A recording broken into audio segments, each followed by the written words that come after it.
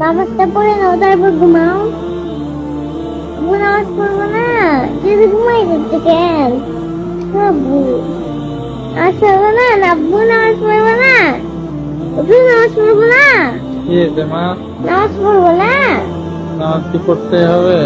আব্বু না পড়লে তুমি আগুনে পড়বো, আমার ভালো লাগবে না। হুম? আমি আমি আমি চাই না আমার আব্বু আগুনে পড়ুক, আমি চাই আমার আব্বু সবসময় বেঁচে থাকুক। আর মৃত্যুর পরে?